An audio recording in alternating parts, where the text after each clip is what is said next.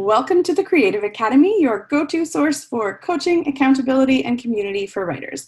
I'm Crystal Stranaghan, and today we are talking with Will Dages from Findaway Voices.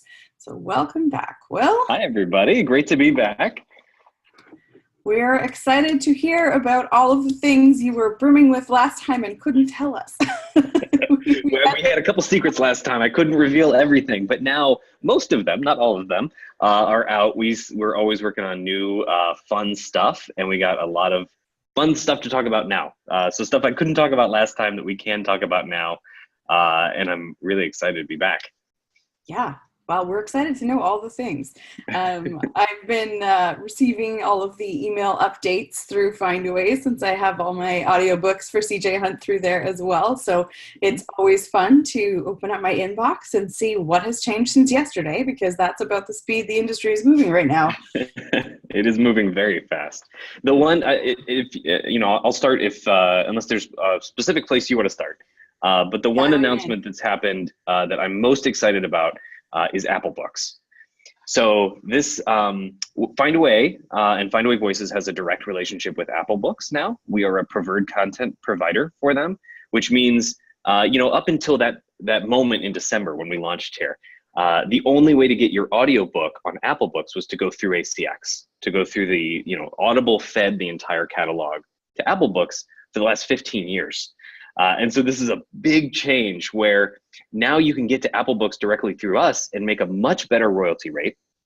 Don't sign exclusivity with Audible. You can reach 30 partners instead of just 3, and you get to set your list price. So when you went through ACX, you don't get to set your list price. They set it based on what they think it should be sold based on the length of the audiobook, and then they pass that price along to Apple Books as well. So you, as an author, you didn't really have any control over that.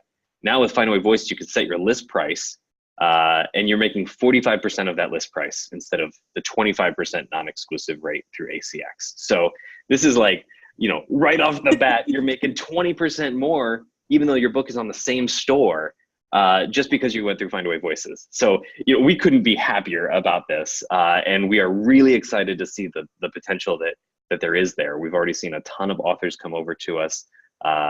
And if you're not exclusive with ACX, you don't have to undo that relationship. You can still send from both sources through ACX to Apple Books, and you can check that box on Findaway Voices. And we're working on removing any duplicates that we find. So Apple realizes that you are making 45% through us, 25% there. They're choosing our books, our versions of the books every time. So that's the big announcement that I was so excited about.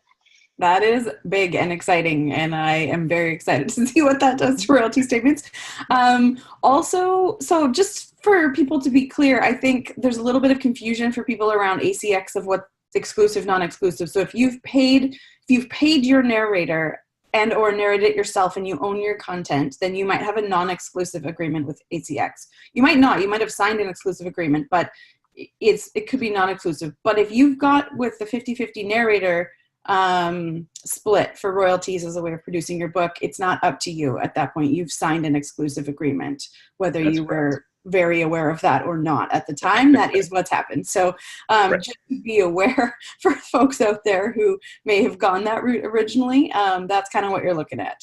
So just review those contracts. There are options. You can still buy out your narrator if you want to switch streams. That's totally allowed. So just look at your options. Yeah, absolutely. The easiest way to know which one you're on is if you know your royalty rate. That's the big lever that they're pulling there, which is if you are exclusive with Audible or ACX, you're making a 40% royalty rate. If you're non-exclusive, you're making 25%. If you did pay for your production and you own the rights and you went exclusive and you're making that 40% and you say, okay, I want out, I want to go wide with my audiobook, you can do that too. You just have to wait 1 year you have to have been exclusive to them for 1 year, even though it's a 7-year term. After 1 year, you can email them and say, I'd like to move from exclusive to non-exclusive status, and give them, a couple days, weeks, months, whatever the time frame ends up being there. They have 90 days to move you from one status to the other. And then as soon as on your dashboard, you see that you're back on non-exclusive status, you can take your files, upload them to Findaway Voices or any other wide audiobook distributor that you want to go to. And so there is a way out. But yes, if you did the royalty share where you paid nothing up front for the production and the narrator took on all that risk to make the audiobook, to produce it, to edit it, to master it, they put in a lot of time and effort into that.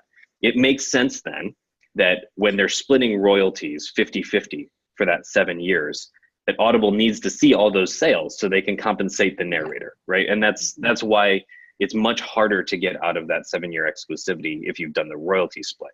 Because if the narrator doesn't want out, you have to fill out that full 7 years. Yeah, for sure. Good to know there are options. And some of this stuff is really scary when you're signing all the contracts and it feels like forever. And 7 years in a digital world is like a lifetime. I know. That's one of the reasons why Findaway I just couldn't. Findaway Voices hasn't even been around for 2 years. In July, we're going to have our 2-year anniversary. So if you think about how much the industry's changed just in the last 2 years, that 7-year exclusivity should feel a little bit scary, I think. Yeah, I think I did my first audiobook into production in August, and we're only at February, and there's been like 9 major shifts, I think, since August. And it's been fascinating just to kind of go along for the ride and see stuff being tested and changed and adjusted, and the market changes and all these new distribution channels, and it's rolling so fast. But I think for anybody who's out there thinking like, do I do it now or do I just wait till things settle? I don't think things ever settle. So just get in there and then float along the river with all the fun stuff that's going on. It hasn't felt to me like in the last 2 years we've ever had a settling point. It is always go, go, go. The pipeline, I can only tease this, but the new partners that we are working on adding for the rest of 2019 is an overwhelming list. Like I'm pretty sure I'm going to have news for a new partner announcement almost every month this year. And it won't just be one partner every month. Like we have 15, 20 in the pipeline that we're actively talking to and trying to figure out terms and technical integrations and all that. But as far as new partners entering the market, companies that are selling audiobooks that never existed before, a lot of explosive growth opportunities international in new emerging digital markets. Not just the US and Canada and the UK and France and Germany, like India, Latin America, South America, all kinds of really exciting opportunities to get on the ground floor of some of these places where we don't know exactly if it's going to be a flop or a huge home run. But wouldn't you like to be in all of those places so that you're there when that unknown company that you've never heard of before starts sending you $1,000 a month royalties or something like that? We've had that story before. When HiBooks had just launched, I had an author come up to me at a show and she goes, "Hey, I have to ask you a question. Who the heck is HiBooks and why are they sending me so much money?" And I love that story because she had never heard of the company before, but she was making a ton of money on royalties there. And that's the holy grail of wide distribution, which is you don't need to keep track of who all the 30 are. We'll do that for you. We'll just make sure that you're for sale everywhere somebody's looking for your book.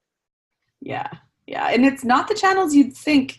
Like I've noticed with my royalty statements, it's not at all what I thought that's the sources of the income. Like it's very much the libraries have been a huge thing. And I think maybe that depends a bit on the length of your book, because people are borrowing from the library. They'll read shorter stuff. And so I have all these little shorts, but then they're also bundled together in a longer one. And that's what goes through the traditional sort of what we think of as the traditional audiobook retailers. I'm actually making more from the shorts from the library borrows all over the place than from the actual sales or reads through or listens through ACX or wherever, like Audible or, one of the more traditional channels. So yeah, it's really interesting to see on the backside. And it's not even, if I had been given the option, I don't know that I would have thought to seek that out. Like it was very much just, I'll check all the boxes and then we'll see, like you said. So that's been really that's great insight. We've seen a lot of that with library market, and so particularly with the shorter content you're saying, like a couple hours long, right? Yeah, like even I have, I think 1.5 to 3 is pretty much the range for most of my, because they're novellas and short stories that get converted. So there's some that are even like an hour long, and when they get bundled, they turn into the length of a normal audiobook. So you get a box set of novellas that turns into regular length. So the box set, I think, will respond like a regular ebook in the market, but the shorts are just another way of using that content, and that's what's going out into the other markets in terms of like the libraries and things. Yeah, that is spot on. And when you think of the shorter content, you think of, on Audible's ecosystem, the credit worthiness of that title. Somebody just paid $15 for this little token, and they're going to exchange this token for one book in the catalog. Nobody's choosing the 1 hour book for that token. They see length as a indicator of value. And I get one book a month, and I listen for 30 hours a month. I'm going to find the longest book that I can to fill up that month. And so shorter content doesn't tend to do well in that ecosystem. But yeah, in library systems, it can do really well. In subscription platforms like Scribd and HiBooks, it can do really well. And the other guess I would make as to why you're seeing such success in libraries, because it's not unique to you. We're seeing, a lot of authors are seeing 20, 30, even up to 40% of their royalty statement come from library partners. And it's surprising, a lot of them, it surprised us about 6 months ago, and we started really looking into, why is this happening? How can we make this happen more? There's a shift in models happening. There's two ways to sell audiobooks into libraries. One is the traditional way that you think of with libraries, like with a physical book on the shelf, right? The library has bought one copy, and a person can go in and check out that book and keep it for 2 weeks. And while they have it, nobody else can listen to it. So if there's a ton of demand and the hold list gets really long, 100 people long, then the library might buy 2, 3, 4, or 5 copies just to get the length of that hold list down.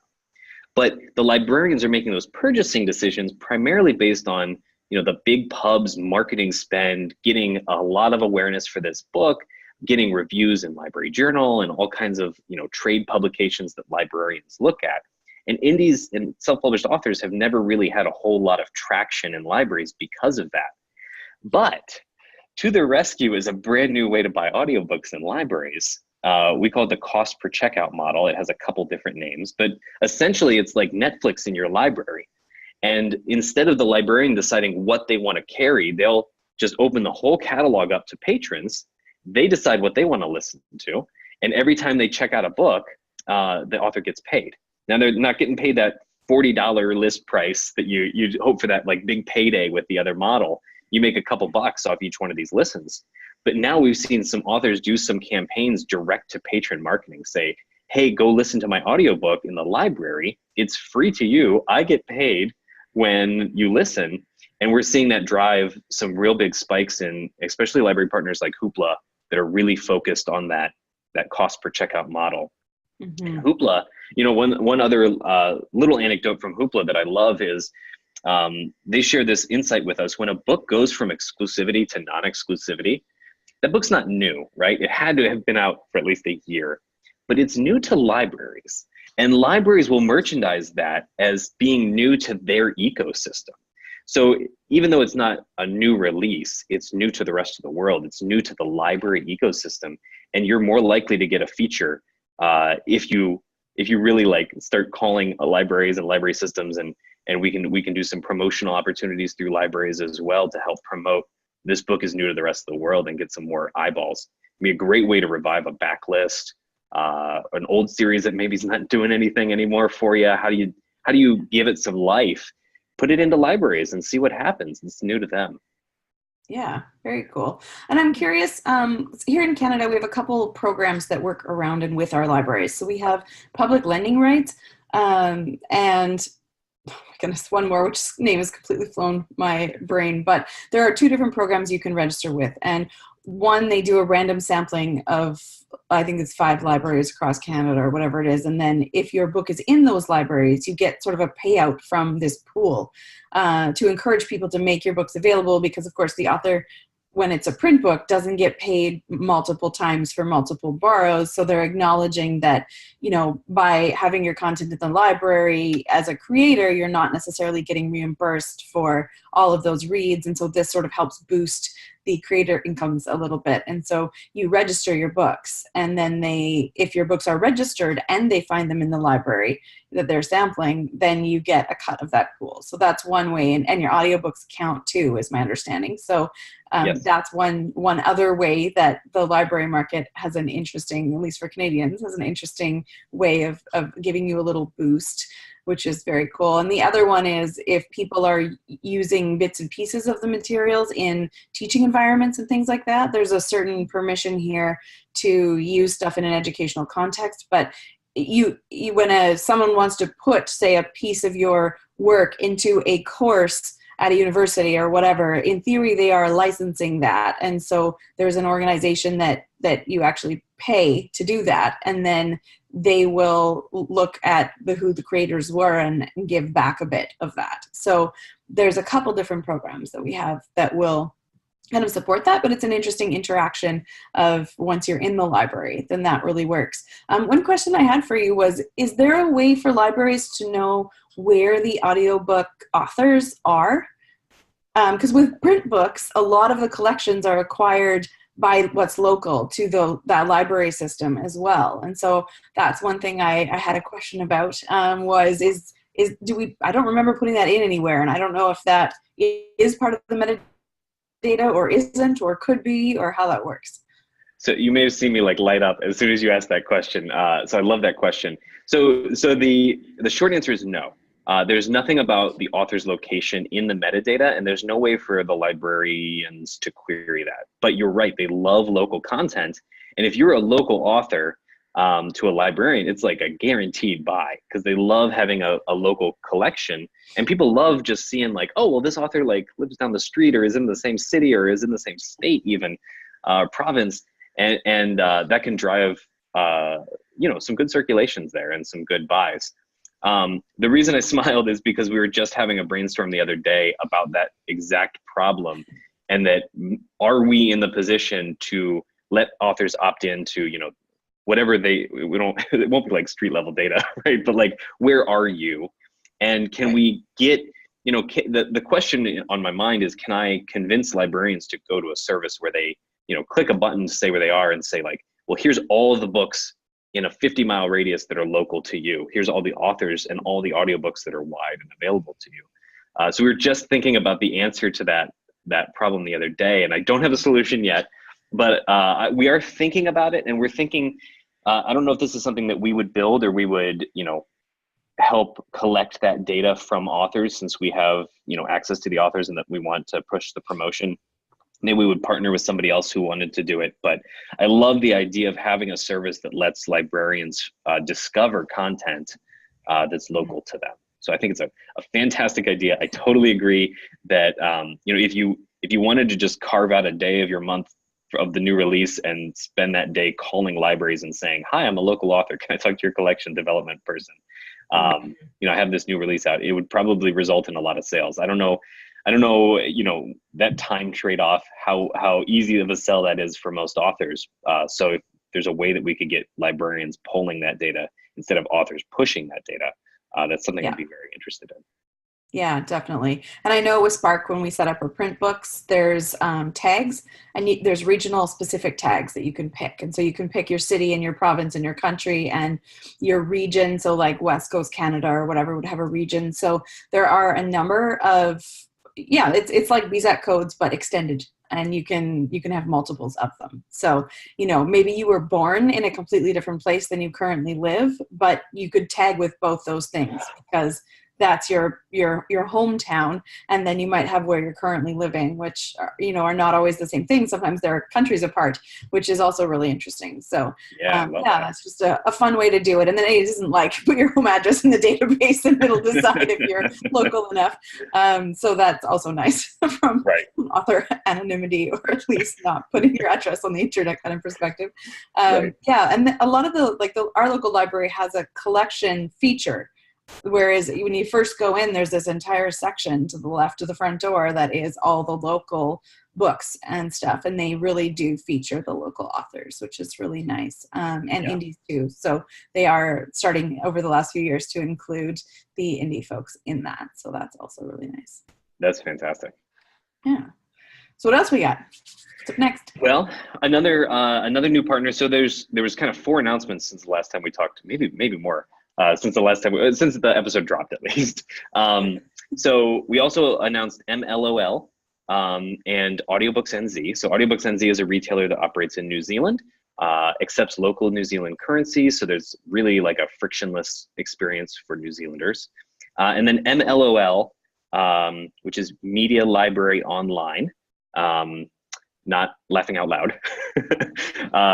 They are an Italian distributor. So this is one of our first partners in Italy, and they are a library distributor there. So they have like 70% of the market between public libraries, school libraries, and education libraries.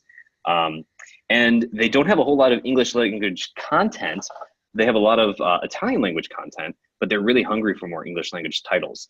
And especially Italians using English as a second language, practicing fluency, getting entertainment, immersion. I'm excited to see what happens there because I think there's a lot of potential there. And then the other one that's really noteworthy and exciting for me is Storytel. Do you know much about Storytel? No, not much. So Storytel is they're a streaming company, streaming service company. So like Scribd or Netflix, right? You pay a monthly fee and you get unlimited access to the content, but they're solely focused on audio. Like they are audio all the time. And they operate in a bunch of different countries. They're expanding really fast. And they've targeted the countries that Audible doesn't have a presence in. So it's really smart. Like they are building these markets up from scratch and getting people to love audiobooks. And they're doing a really good job at it. They have, I think they're in the 800,000 range for paying subscribers. They just have a massive base. They're in Scandinavia, out of Sweden, and they have really good market share up there.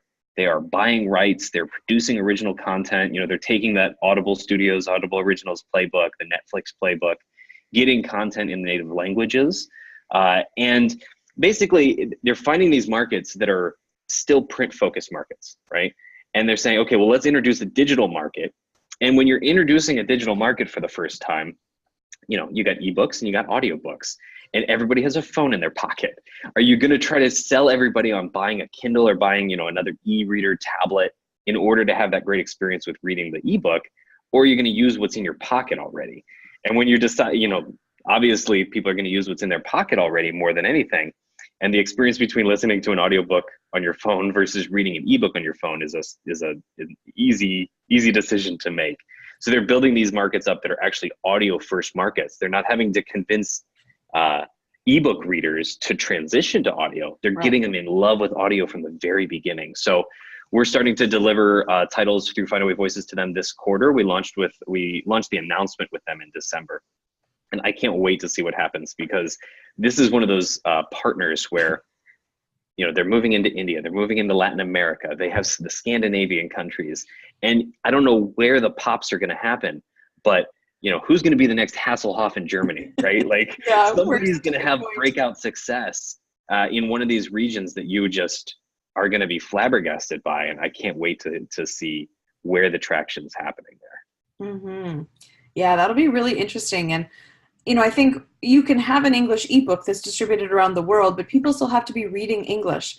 Whereas with an audiobook, you can listen at whatever level you can listen at, and people absorb better usually in a second language situation. And I think we forget about the English-speaking people living in other countries too, because now that a lot of the distribution stuff is locked down by IP address, you can't, even if you are from Canada, but you're living in a foreign country, you can't just listen to whatever you could at home. You literally, the iTunes store or the whatever, it won't let you in. Like it's not an option. And so I think we forget about those people. Like having lived abroad before, you just want to be able to find stuff from home and access that. And often the libraries are the only way to do it because the local bookstore might have an English section that's this big, but the library has other options, right? So that's an interesting, just an interesting other market to think about. Is you've got all the military people all over the world. You have people who work in these multinational companies who are transferred all over the world for work, and often fairly isolated, at least for a while, and you still need that entertainment side. And something from home. So yeah, I think we don't realize quite how many of those people there are if we look at people who are not living in their home country, regardless of what background they come from. It gives us That's a great point. a lot of options for that. And I know a lot of the people at the libraries here that are borrowing and kind of high in the circulation side of things, they are often new immigrants as well, or people who've just moved to a place. And so they want to get to know the local culture and everything else. And I think that's a huge opportunity for authors to be connecting with an audience that they wouldn't find any other way. So yeah. Love that. That's great. What else? Well, I'm trying to pry all your secrets out. So that's good. I got a whole list here. I got a whole list. We'll good. One by one. So also in December, we launched a new program called Voices Plus. So from the very beginning of Findaway Voices, there was always one way to distribute your audiobook, which is, you go wide, you look at the checkbox and the logo soup, and you decide which vendors you want to have your audiobook for sale on. And if you want to uncheck ACX and go there yourself, to not, we take a 20% fee off all your royalties. So if you want to avoid that and go direct to ACX, direct to somewhere else, no problem. You can still do that. And we've been that way since day one. So you have full control over that checkbox list of where you want your audiobook sold and where you want to go direct. But what we found was that there were a lot of people who were just checking all the boxes, and they just wanted to use us. It was more simple for them to just check all the boxes and let us take care of everything. They didn't want to go upload it on ACX. They didn't want to go do that extra work because the audiobook was already there. And we also saw that the more books that we had that did that, we realized, there's not a wider distribution network out there right now. Like there's not another option where you can go and get more reach into the world. So we were starting to be in a unique position with retailers, like when we're negotiating with a new partner and starting a new relationship with them, to be able to say, we have this catalog content that you're not going to get anywhere else. And we can use that as leverage to get better terms for the author. We can get, launch faster, be on their radar a little bit more, like a more important partner for them. And so we started thinking, well, what if we formalize that into a program for all these people who are already checking it anyway, and made it, a contractual thing where you're going to use us solely for your audiobook distribution. And this isn't single platform exclusivity like with ACX, where you're just reaching one or two platforms. It's you're still reaching the whole world with 30 plus platforms. You're just committing to doing it only with us. And that gives us a little bit more bargaining power at the negotiation table. And in exchange for that, we were bumping up some of the value adds that we give to those customers. So 5 primary benefits. One, when you go through us, you get giveaway codes, right? So this is, with ACX, you get these codes that you can send to reviewers to start getting reviews. But last summer, they stopped giving them away to non-exclusive titles. So obviously, we distribute through ACX non-exclusively, so we couldn't offer any codes. So we built our own system. And this is built on Authors Direct, where anytime you come through Findaway Voices and distribute your book, you get 30 giveaway codes, right? They give you 25, so we wanted to give a little bit more. And these codes are also tied to your book. So when you give the code to a reviewer, a customer, you know that they're listening to your book and not something else, which is another benefit. So instead of 30, we give you 100 if you go with Voices Plus as an extra thank you. We also give you first access to promotions. So we could talk about this a little bit later too, but every month we're sending out to everybody who has a published book with Findaway Voices opportunities to get in on promotions with retailers. Either they're a themed promotion. Every month we have a different theme, like sci-fi fantasy or self-help.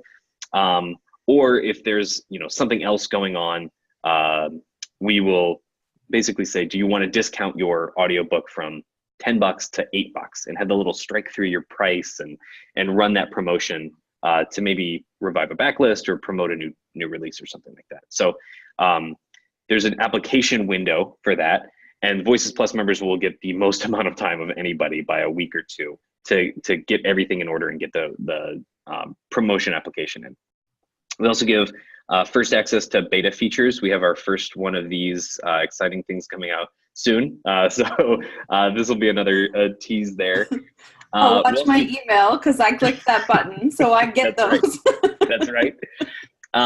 We also do piracy protection. So if you find your audiobook up on YouTube or somewhere else, it doesn't happen often, but it does happen, and it's a pain in the butt when it does happen. So if you're in Voices Plus, just let us know. We will do the DMCA takedown requests. We'll handle everything from there. That's actually one of my favorite ones because it makes a lot of sense with Voices Plus, right? Like if you are distributing through a couple different places, I don't have visibility of everywhere that your audiobook should be. But when I do have visibility on, I know exactly which boxes you checked. And that's actually an important segue here. Let me just back up a little bit. Just because you're using us for Voices Plus, it does not mean you have to check every box. If you want to uncheck a box and just not be on that retailer, totally fine. You still have control. We're not forcing you into all 30 retailers or 33 retailers. But because we know everywhere that your audiobook should be, it gives us the legal backing to do the DMCA takedown request and tell, hey, YouTube, we know the audiobook's not supposed to be there. Let's get it down. And then the last thing is, if you work with us to produce the book with a narrator, you don't have to worry about this part, right? But if you bring us an already finished audiobook that you've produced on your own, or you've worked with a narrator outside of Findaway Voices, if you choose Voices Plus and there are some technical problems with the audio that would stop it from getting distributed, instead of us telling you what you need to fix, we'll just fix it. So there's a whole list of things that are fairly easy for us to fix, and we've been able to automate a lot of them, and we can pass along, some of that extra service to you if you're committing to using us for your audiobook distribution. So the reaction to Voices Plus has been really good so far. It's also not a 7-year term. So instead of, signing 7 years with one partner, which we think is too long, you get to opt out anytime you want in the first 6 months. So if you have some instant regrets, it's no problem anytime in the first 6 months. And then after that, it's going to be once a year. You'll be able to, so you won't be in Voices Plus for more than a year if you want to get out. And we'll snap that to some billing periods so that there's no mid-month things where your book is off. And then everything's cleaner on the royalty statements there too. Yeah, I think that's interesting is, if for authors, if you're coming from an ebook world where everything is like published within 24 hours and you can pull stuff down and it's off within a week, nothing moves that fast in audio. So that's been a learning curve for me as well in terms of production schedules and how things all line up and just getting used to sort of how long it takes for things to get into channels. And I know there's quite a variety of that, but that's one of the bonuses of being in Authors Direct is my books were able to get out way faster. So the audiobooks were available to my readers and I could send out to my list that, hey, if you want to get it direct from me, you can, and you can do it way sooner than most of these other channels are going to have the book. Because it does often take like 4 to 8 weeks, I guess, has been kind of the average from clicking publish and then seeing it in all the stores. So there's quite a variety of time to market, it seems. Well, so from the time you hit publish to the time where it's for sale, it should be, between 3 days and 14 days. Okay. If your experience has been different, let's talk after, because it should not be that long. Now, the full production, like from the time you start the casting process and get the narrator involved in the recording, that can take weeks. That's been pretty quick on my end. That's the fastest part. But generally speaking, within 3 or 4 days, it's on the majority of the platforms. Okay. Within 10 to 14 days, it'll be on ACX and Audible. And then there's a few others that linger a little bit. To use the analogy of a store, like we're stocking the warehouse. We're like giving the audiobook to the retailer. It's up to them when they want to take it out of the warehouse and put it on the shelves. We don't have direct access to the shelves. So some of them take a little bit longer. And some of them have really deep integrations with Findaway, and like Authors Direct, we built that ourselves. So obviously that's boom, there as fast as possible. But yeah, it's different from the ebook world primarily because you're dealing with, hundreds of megabytes or gigabytes of audio files that need shuffled around as opposed to, a meg or two of an ebook file. So that's a big difference too. Yeah. Yeah. And I think the actual listening experience also, because I know you have to actually review everything once it's the author says, okay, this is ready, it has to go through all the quality checking as well on Findaway side, which is awesome because it means that you know, you may do your review and listen to everything, but you don't know all the technical requirements of all of these stores. And, you know, as an author, we're not really primed necessarily to be audio experts. And so there's lots of stuff on the technical side we would have no idea about. So I think that's a really key thing from Voices Plus. Like, we're looking at doing our own audiobook narration for our nonfiction books through the Creative Academy that are coming out soon. So, you know, that's a whole different side of things to try. And in the nonfiction world, it's a lot more common for people to narrate their own, because you, as the subject matter expert, are speaking kind of directly to your audience, and that makes a lot of sense. You're not as likely to be doing voices and, you know, making it a sort of a theatrical production. So, yeah, and not having to worry about that technical side, I think, is really valuable. Just being able to submit the best that you can create, and then if there is some little thing that needs fixing, that there's an option for that, because it is the last thing you want to do after you just check that off your list is uncheck it again, because you have to fiddle with some things you don't even understand. Yep, it can get pretty technical, and you know, we have in-house audio engineering team that's just fantastic, and so let them take care of it for you rather than spinning it back onto your to-do list. Yeah, absolutely. Okay, what's next on that checklist? All right. Next is another program. We just announced this last week, Voices Share. So we talked a little bit earlier in the recording here about ACX's royalty share program, where you pay nothing up front. The narrator produces your audiobook, edits, masters, and gets it finished for you. And then the author and the narrator split royalties 50-50 for 7 years, right?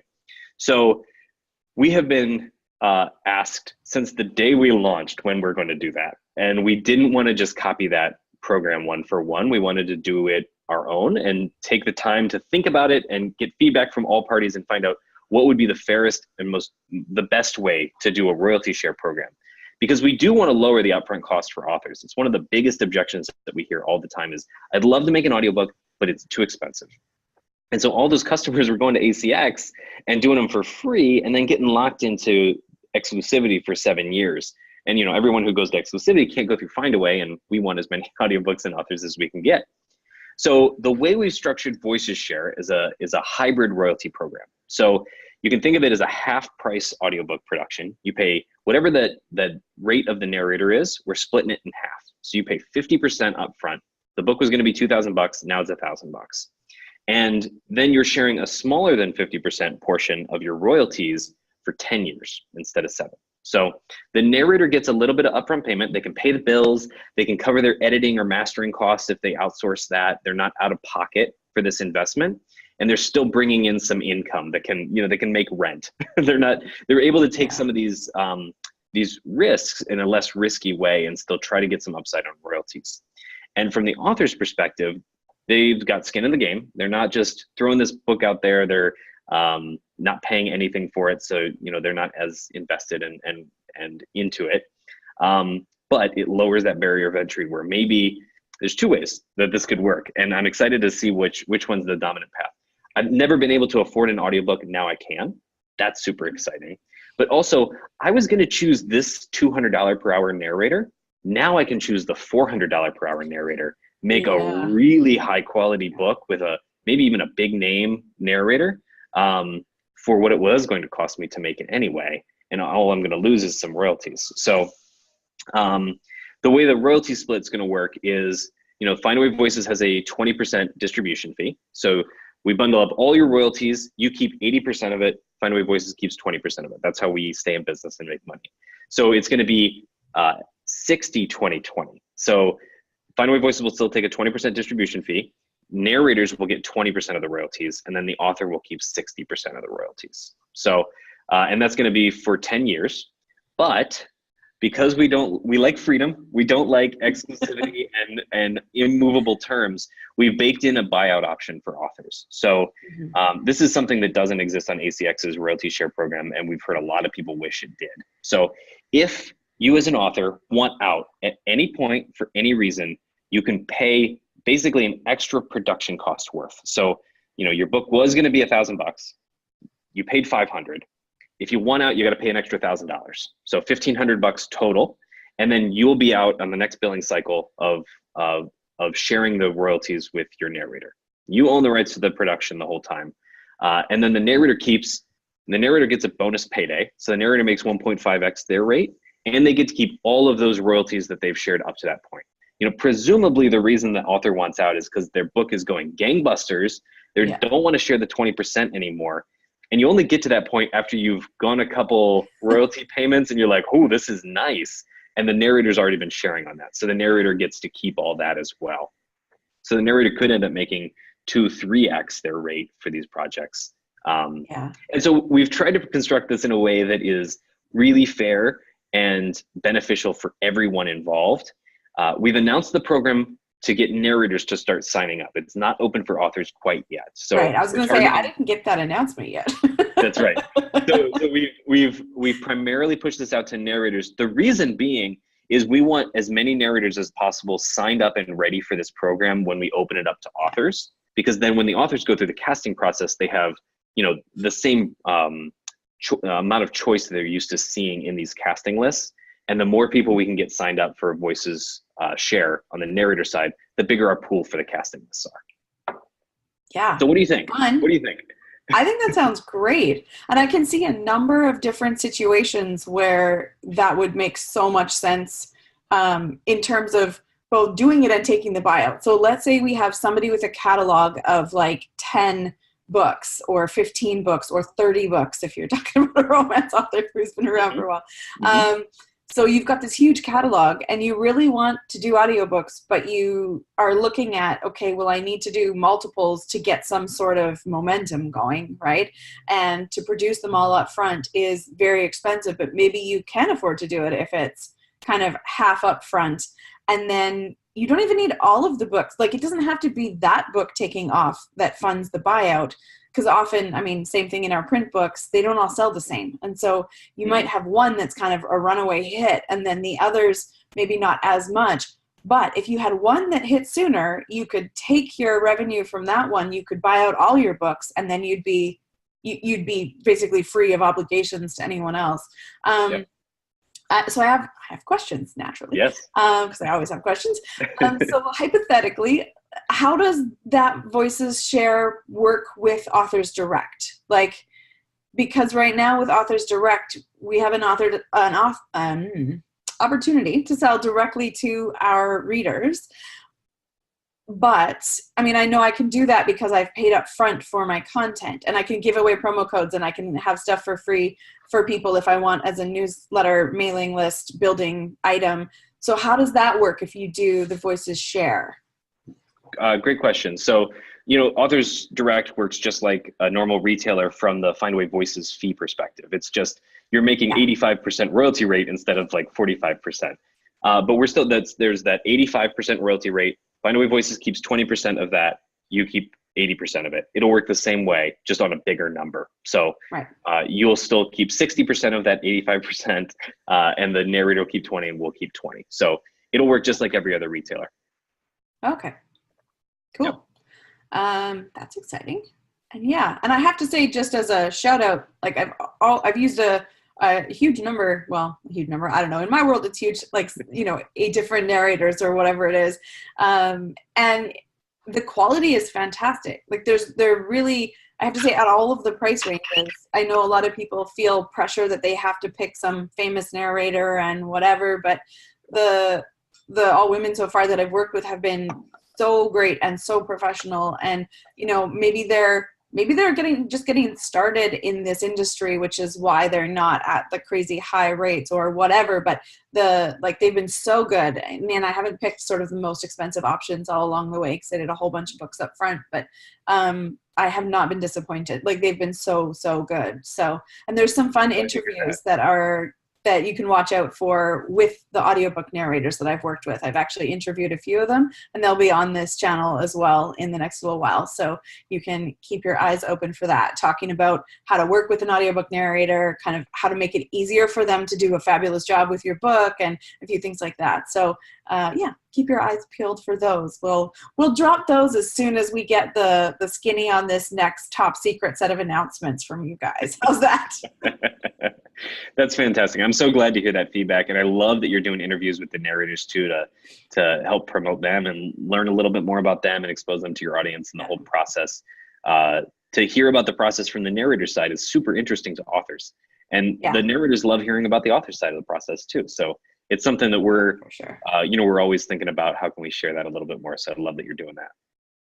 Yeah, it's fun. It's nice to get to meet the people who you have spent many hours listening to their voice tell your stories, right? It's a really neat opportunity, I think, to connect with people in a different way and see who is behind building that and how do they do it. And each of the conversations was so different with their process.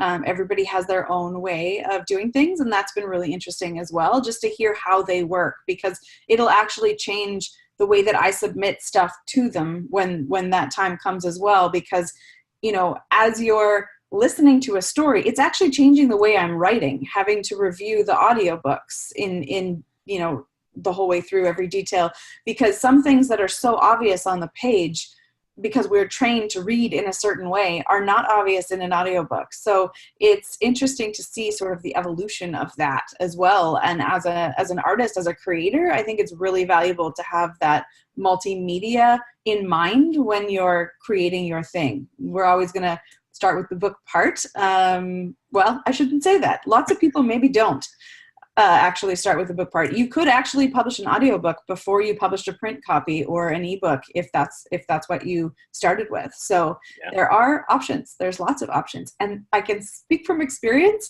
there would be benefits to recording the audio first because you'd then be matching to that. And that I think you would identify problems in the writing maybe, or places where the description wasn't quite enough or the dialogue wasn't clear who was talking. A lot of that comes up in the recording process for audio, because if the narrator has to clarify, then you need to adjust. And so that's a really interesting interaction from a craft building perspective, I think, for people that we don't often think about. So, yeah. I love that. I've heard a lot of authors tell me, after recording my first audiobook, I'm writing the book too, and I hear them speaking in my head as I'm writing. And I've heard that from a lot of people, that it changes the way they write. They say, would this be hard to say out loud? Oh, I'll change that a little bit. And they feel it makes them a better writer. I had an interesting thought a couple days ago. I'll share with you and see what you think. I was at Smarter Artist Summit in Austin, Texas a year ago. I didn't go this year, but there was an interesting session that blew my mind, which is, they were talking about choosing the cover art first and then writing the book to it. Basically saying, you do that too? So that just blew my mind. Like, oh, well, the cover sells the books. So why don't you start there and then figure out what story you're going to write? That was, a huge mind blowing for me.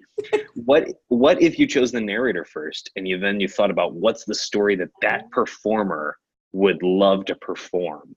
And, what if you changed your writing and wrote the story to the performer instead of, the story just driving the story? It's just an interesting thought that I had the other day. I don't know it'll go anywhere, but I love to hear that you do that and with the covers,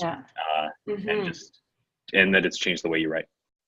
And with the narrators, like I've bookmarked several people that I've heard in auditions, and I've thought, okay, they're not right for this book, but I have a character and I have a cover, and I don't quite know what their story is yet, but I know that they are them. Like it's an interesting, I think just all the stuff you feed into the story mill is helpful. And the more clear you are on those pieces, the easier it is to make it all resonate, to make it all feel like it fits. And so having that list or that database of bookmarked audition pieces basically is an interesting way to bookmark for future casting. And then because what I just submit that I'd love to hear these 3 people in the mix for this book. And then you also get the people you have not been exposed to yet and who the casting folks think would be a good fit. And it's just a nice way to kind of combine that. But yeah, I can definitely see writing books with voices in mind for sure. Yeah, love that. Love that. Cool. You got more on your hit list there? I have one more thing Okay. which is Authors Direct. So we talked about Yeah, Authors Direct a little bit on the last one. we did. But And it's a you whole different recently, thing now. it is, it's, it's still in beta. So we're still figuring it out and we're still learning and doing experiments and testing some. And you participated recently in one of those experiments, which was a promotion. And so this is interesting, from if I try to take the perspective of someone who's not intimately involved with it, you just don't see a lot of this happening in the audiobook space at all. What we did was we invited about 20 authors to give away a romance themed audiobook during a week around Valentine's Day. And so it was, first in series starter reads, and we had a collection page where all these 20 books from these 20 authors were free. And then all 20 authors would drive their audiences and their reach to this one page, and then everybody benefited from the traffic. Now, this wasn't meant to drive revenue today. This was meant to drive revenue in a couple weeks from now or a month from now. As people work through those series, they come here for your book, right? And then they see 3 others that they're interested in. They're free. And when are audiobooks free? They're not often free, right? So they're getting these audiobooks, they're in the Authors Direct app, they're listening to them. Which one are they going to end up reading? Which one are they going to end up loving? And then they're going to go back to Authors Direct to buy book 2, 3, 4 in the series at full price, right? So it's too early to see how that tail of the experiment is going to work out. But I was so thrilled with how it went and how everybody, all the authors that participated, put their marketing efforts into driving traffic to this page. Everybody got residual benefits. We got, over 2,000 new customers to the Authors Direct store between, and I don't know exactly how many redemptions there were, but each customer was redeeming 5 or 6, probably on average, audiobooks that, they came here for the one, they're exposed to 5 others. And we pooled the reach and the marketing efforts of these 20 authors together for everyone's benefit.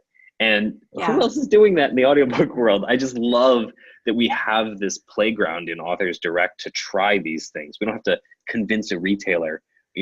We're just doing it. And we invited like 21 authors to it, and there were like 20 that said yes. So everybody and that's exactly what we want from a beta, right? Like we've handpicked these authors who are all passionate and engaged. And so I was thrilled with it. I'd love to hear a little bit about your perspective on the campaign and kind of how you approached it and what your thoughts on the results are. Yeah, I Not don't to put you on the spot. Yeah, no, it's all good. I don't know all the stats yet, and I haven't done my follow-up with my readers yet. So that'll be kind of the next newsletter that goes out, as a check-in to see how it went. So I know there were like 1,000 people or something that clicked from the newsletter that I sent out saying you can do this, but I don't know how many actually followed up on the other end. Mm-hmm. The interesting thing about that is that my list is not audiobook readers. So my list was built with eBooks, and that is a transition. Those are not the same people often. And so I was using it as a chance to expose people who think they don't like audiobooks to audiobooks when it didn't cost them anything. Because I think our vision of audiobooks is like that cassette, like 57 cassettes or CDs on your shelf that maybe your grandma had of her favorite, Nora Roberts book or whatever. Like, that's a lot of people when I say, oh yeah, I'm doing audiobooks, they're like, oh, that's good. Lots of like older people need those. It's like,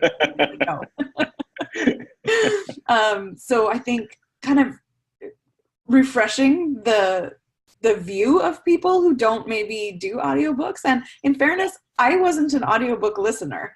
The first audiobooks I really listened all the way through to were when I was researching if I wanted to do this or not with my books, because I read really fast, and audiobooks are often recorded quite slow. And so I had trouble with the speed, and knowing that you can listen to them on effectively fast forward and adjust the tempo to whatever you want now, that's really cool. Yeah. But when they were so expensive and you had to outright buy them, and it was $30 a book, I can't afford to burn through that, because I'll read a book a day at least. And so there was no way the reading budget was going to support audiobooks. So that was one of the big things. But now with all the subscription options and libraries. and libraries and bundling and all of those things, that's no longer a reason. So there's, I think I'll probably need to write like a 5 reasons why I refused to listen to audiobooks for 40 years and why that changed.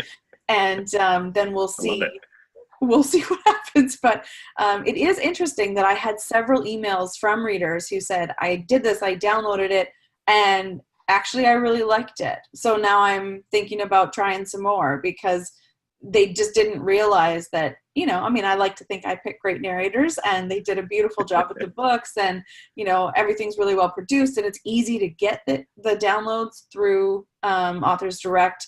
It's so easy. You just, type in the information, click yes, please, and it shows up with instructions in your inbox and a link to your phone, and the app is so easy to use. So I think a lot of the sort of limitations that used to be there are not there anymore, and that's going to be really, really valuable. And I know for me, the strategy part of it all has been building the assets first and kind of building up a bit of a library, and then moving into promotion. So I know that I haven't really even scratched the surface of what I intend to do with the promoting side of things. But I'm learning a whole new industry as well, because the Facebook groups for audio listeners are not the same as for readers. And, it's a whole other, it's like a parallel universe of storytelling that exists alongside of this other ebook world. And so for the authors, a crash course in how audio works, if you haven't been in that world in the same depth as you've been in the ebook world, is, I think, maybe the most challenging thing. Like, you guys made the technical part so easy. That wasn't even a concern the whole way along the process. It's really just learning the marketing side and learning where to connect with the listeners who are already out there. Because it's one thing to convert readers to listeners. That's a tougher go, like your percentages of people who will cross over are not 100%, but people who are already in audio and already love that format. And then if you can connect with those people and just sort of push that out, that you have a thing that they might like. And that's, you're not transitioning the way they do story. You're just enticing them to try out your books. And so I think the tools are all there. It's just looking at how they interact. Some of these experiments are really fun to be part of, because you also then have, here's the names of 20 other or 19 other authors who are doing something similar to me. And I will go and look at their websites, and I will go and follow them on social media, and I will see what they're doing. And a lot of them maybe have more experience in that field. And so it's really just a great way to sort of make a team of people, and have people working together in a way that you don't get if you're just kind of out there blindly, figuring it out on your own. You have people to actually tap into. So yeah, I love it. You don't have to go alone with this. The pooling the resources was a really cool thing. We were inspired by some other authors who do similar things in the ebook side. And I just book funnel promos are amazing. Yeah. From the kind of the more technical side, some of the things that we were testing with this along the way was, okay, when we get a spike of 2,300 new users, or whatever the number was, in a couple days, how does our customer service hold up to that? How does the app hold up to it? What are the reviews like? What are we hearing about the app feedback, the first time account creation process? We've had this stuff for 6 months or 8 months now, but to get a spike of it in one day and see how we can handle it was one of the gating tests that we needed before we start opening up Authors Direct more widely out of beta. And so we're excited to do a few more of those tests. We learned some great stuff. We're going to change and make the first time account creation experience even better.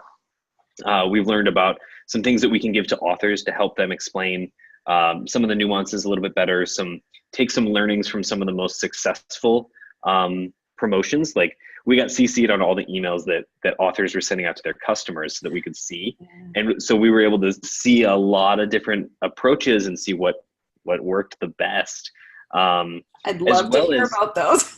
We'd love to have that shared back. Yeah, that's I think the most valuable stuff, because we don't necessarily see all of that from the author side, especially when we're in the midst of something. It's your time is going to figuring out, okay, how am I gonna share this out, and how's this gonna work, and whatever else, and figuring out the tools and whatever else. So it's nice to have that as a start. Yeah, I love that. Yeah, you know what? We'll just send an email to everybody who participated and ask them to put it all together, and then we'll send it back out to everybody for anybody who wants to share. I love that. Cool. And the other thing that I was really interested about was vendor lock-in, right? Like if I have all of my books on Audible and you tell me to go download this other app, will I do it? And really pleasantly surprised. Now these are free books, like great motivation to do it, no risk and everything. But we heard some app feedback that was like, I've listened to audiobook listening app A for a long time, and this was a great experience. Like the simplicity of it, like the other interface was just so jammed full of stuff, and this was just like focused on the listening, great experience. So we got some really good feedback on the app and the listening experience from the consumer side as well. And we're listening closely during these times to see how we can improve, and this is exactly what we wanted from a beta, and from the authors in the beta and their enthusiasm. So I really just wanted to talk about that promo a little bit because I thought it was pretty unique, and clearly we both learned some interesting stuff from it. And it's just one of those cool things that you get to participate in when you're wide. Mm-hmm. Yeah, there are lots of opportunities, I think. And it is nice when you're able to do something that's a give back. Like we ask so much of the readers, like you've got a mailing list and you're sending stuff out and you're saying, often we're sharing, whatever discounts on books we love and things like that. It's not always about our own stuff, but we are asking people to buy things, that's part of what we're doing. And so when you're able to say, Happy Valentine's Day, here's some fun, cool, free stuff that I know you're going to like because it's all in the right genre for you or whatever. And so that, I think it's nice to have that ability to give back, and it's to giving as a group. It feels like a big deal when you're like, 20 audiobooks? What? When does that happen? Yeah, as you said, not often before anyway. Often. Yeah. We need more of that action. So that's absolutely. More opportunities to promote and pool resources together and engage customers and give them some good news. Yeah, exactly. All right. Well, if people are curious about where to find you and where to get hooked up with Findaway, because it is a pretty great company to work with, I have to say. Lots of nice people, as we've discovered. Thank you. And, so where should they go? Sure. So our website is findawayvoices.com. Findaway is all one word, not that it matters in the URL, but if you're searching for us, it's Findaway and then Voices. And we're pretty active on Twitter and Facebook as well. So you can find us at Findaway Voices on either one of those platforms. And feel free to, if you have a specific question that you maybe don't want to post on social or something, feel free to contact our support team, support at findawayvoices.com. We have just a fantastic support team. We're happy to answer your questions about anything audiobook related. So we're here to help. And it was fantastic talking to you again. I'm already looking forward to installment 3. I know. We always do these right before something's about to drop, which is very clever. It's ending on a cliffhanger, right? So yes, that's strategy. Yes. Well, we will look forward to the next time when you can reveal the rest of the secrets we couldn't pry out of you today. And thank you so much for taking time out of your busy schedule to spend it with us. Thanks for having me. This was a blast. For the rest of you, get back to your writing, and we'll see you soon around the Creative Academy. Thank you for being a part of this Creative Academy event. If you're not a member yet, join us today and unlock a wealth of resources, masterclasses, feedback opportunities, and online community events designed to help you reach the next step in your writing journey. No matter what stage you're at, we've got a helping hand to guide you along the way. Check out our free resource room if you'd like to get a taste of how we can help you reach your writing and publishing goals. Thank you for bringing us along on your writing and publishing journey, and Donna, Eileen, and I hope we'll see you around the Creative Academy soon.